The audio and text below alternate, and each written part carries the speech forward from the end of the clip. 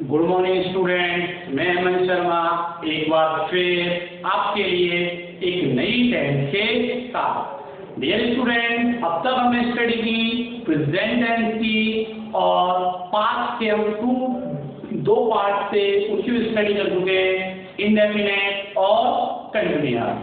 तो आज फिर हम अगले पार्ट से स्टडी करेंगे और उसका नाम है पास्ट परफेक्ट टेंस। कौन सी स्टूडेंट्स? Past perfect. अब पास्ट परफेक्ट क्या होती है, ठीक, उसकी क्या डेफिनेशन है, कौन से हेल्प उसमें आएगी, ठीक, इंट्रोगेटिव में क्या आएगा, नेगेटिव कैसा होगा, ठीक, कौन सी मेन वर्ब आएगी, ठीक, और क्या होता है, एक्शन कब होगा इसमें, ये सारी बातें पास्ट परफेक्ट टेंस में इस वीडियो में मैं आपको बताऊंगा। तो इसलिए इस वीडियो को आपको ध्यान से देखना। तो स्टार्ट करते हैं हम past perfect tense. Past perfect tense, अब क्या होगा, सबसे पहले इसकी हम डेफिनेशन की बात करें। पास्ट परफेक्ट किसे कहते हैं? ऐसी टेंस जिसमें कार्य के भूतकाल में पूर्ण होने का क्या हो, वो पूर्ण होने का क्या हो, वो कहलाती है हमारी पास्ट परफेक्ट टेंस। क्लियर? कि ऐसी टेंस जिसमें जो एक्शन है उसका completed, just completed before past time, ठीक, कि ऐसी टेंस जिसमें कार्य का भूतकाल में पूर्ण होने का बोध हो, वो जो टेंस होगी हमारी, वो कौन सी होगी? परफेक्ट होगी। अर्थात इस टेंस में जो एक्शन होगा हमारा, क्या होगा? एक्शन होगा, जो कार्य होगा वो कार्य कंप्लीटेड क्या हो जाएगा? कंप्लीटेड होगा इन पास्ट टाइम। किसमें?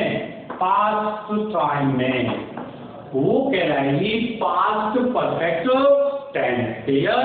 कि ऐसी टेंस जिसमें कार्य का भूतकाल में पूर्ण होने का बोध हो, वो पास्ट परफेक्ट टेंस कहलाती है।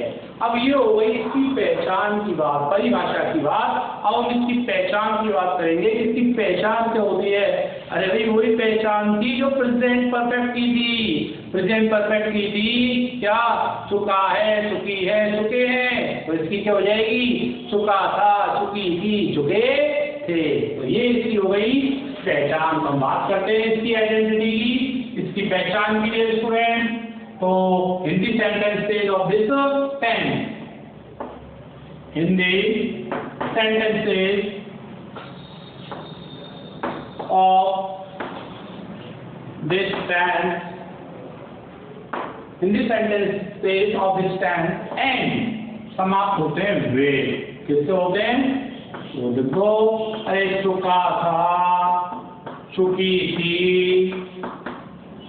चुके थे, चुके थे, लिया था, दिया था, ठीक है, लिया था और दिया था, मतलब या था, ही थी, ये शब्द आए, वो कहलाएगी हमारी कौन सी? Past perfect. लेकिन ये पहचान किसकी है?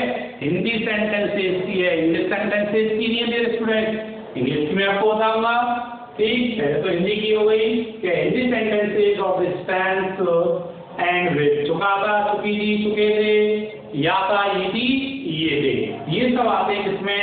पास्ट परफेक्ट में आते हैं। किसमें आते हैं? पास्ट परफेक्ट में आते हैं। हम एग्जाम्पल की बात करते हैं। ये स्टूडेंट एक बात और मैं आपको मेंशन करना चाहूंगा कि एग्जाम्पल के लिए आपको कभी भी ऐसे नहीं लिखना है, स्मॉल ई और जी आएगा, ठीक। जैसे एग्जाम्पल लेते हैं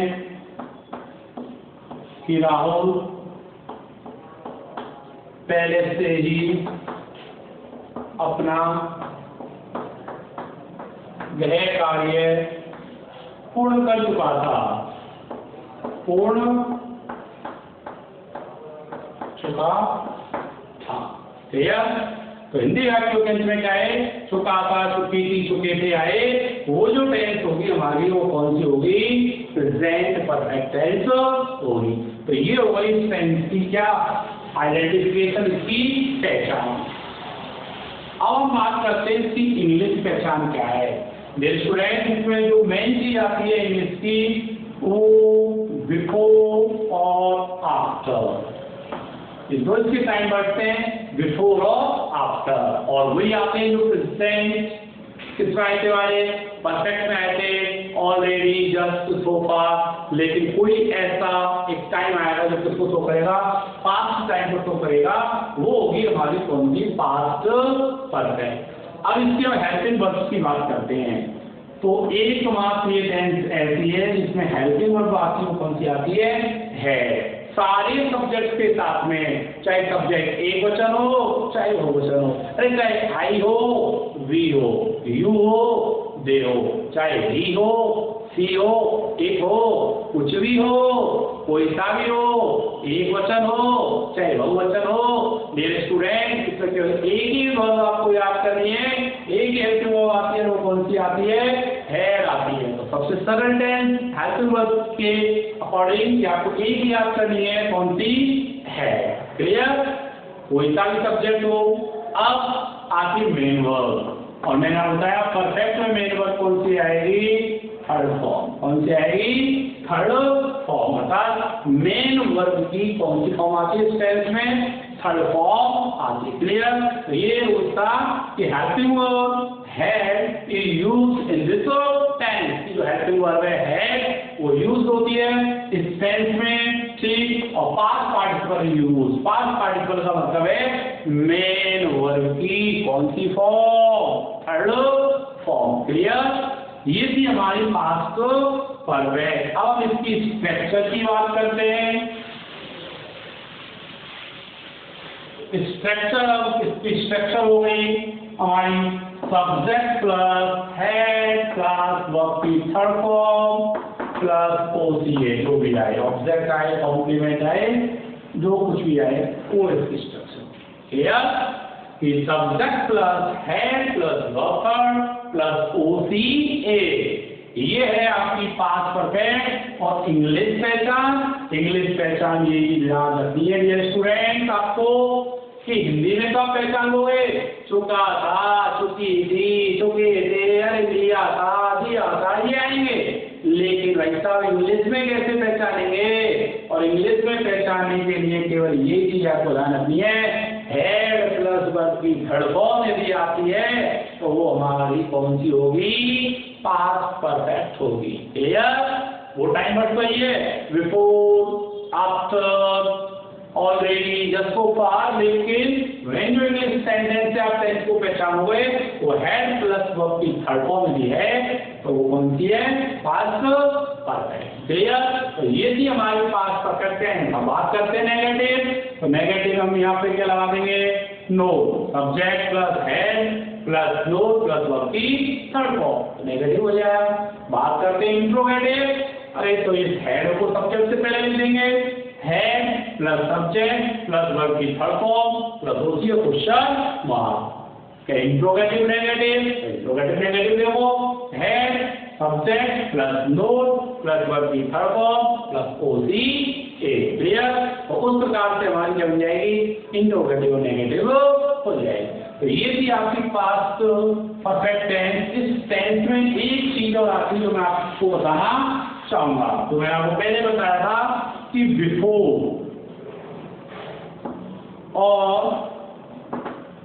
आफ्टर, बिफोर और आफ्टर ये दो चीजें। बिफोर का मीन्स होता है पहले, बिफोर का हिंदी में मतलब होता है पहले, और आफ्टर का मतलब होता है क्या, बाद में।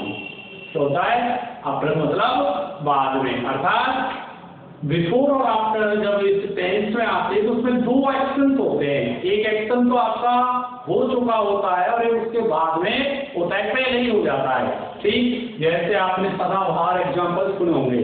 सदाबहार तो मतलब है जो बहुत समय से चलते आए हैं, जैसे कि डॉक्टर के आने से पहले मरीज मर चुका था, डॉक्टर के आने से पहले मरीज मर चुका था। तो ऐसे जो है वो कैसे बनाएंगे, तो देखो उसमें दो टेंस आते, दो एक्शन होंगे तो दो टेंस का एक निश्चित है। बिफोर आई होता है पहले और आफ्टर आई होता है बाद में। तो ध्यान रखना, बिफोर से तो पहले, बिफोर से तो पहले और आफ्टर के बाद में क्या आती है, क्या आती है, पास्ट परफेक्ट टेंस आती है। कौन सी आती है, पास्ट परफेक्ट। जबकि दूसरी और कौन सी आएगी, पास्ट इंडेफिनिट।